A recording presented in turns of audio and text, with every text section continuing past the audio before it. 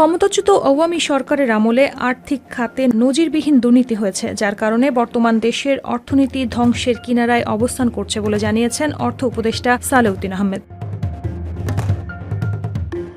এদিকে ২ জুন বিকেলে রাষ্ট্রীয় সম্প্রচারের মাধ্যমে বিভিন্ন গণমাধ্যমে একযোগে বাজেট প্রস্তাব উপস্থাপন করেন অর্থ উপদেষ্টা। অন্তর্বর্তী সরকারের প্রথম বাজেট প্রস্তাবে তিনি বলেন, আর্থিক খাতে ব্যাপক দুর্নীতি ও লুটপাট হয়েছে। অনেক ঋণ খেলাপি হয়ে গেলেও সেগুলো বারবার পুনঃ তফসিলীকরণের মাধ্যমে আসল অবস্থা গোপন রাখা হয়েছে। তবে বর্তমান বাংলাদেশ ব্যাংক আন্তর্জাতিক মানদণ্ড অনুযায়ী ঋণ শ্রেণীকরণ ও প্রভিশনিং পদ্ধতি চালু করেছে। এর ফলে ব্যাংক খাতে খেলাপি ঋণের প্রকৃত চিত্র সামনে আসতে শুরু করেছে।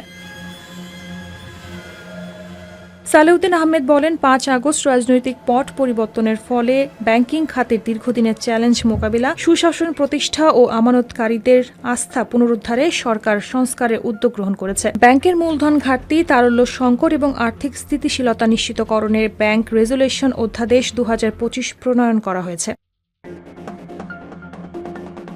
অর্থ উপদেষ্টা আরও বলেন, সংস্কারের অংশ হিসেবে ৩টি ট্রান্সফোর্স গঠন করা হয়েছে, যার প্রধান উদ্দেশ্য হল ব্যাংকিং খাত সংস্কার কর্মসূচির ভিত্তি তৈরি করতে ব্যাংকগুলোর সম্পদের গুণগত পর্যালোচনা করা, নীতি ও প্রবিধান সমূহের কার্যকর প্রয়োগ নিশ্চিতকরণ এবং ব্যাংকিং ব্যবস্থায় সুশাসন বজায় রাখতে বাংলাদেশ ব্যাংকের দক্ষতা বৃদ্ধি করা এবং দেশীয় ও আন্তর্জাতিক পর্যায়ে পাচার হওয়া সম্পদ উদ্ধারে কার্যকর উদ্যোগ গ্রহণ করা।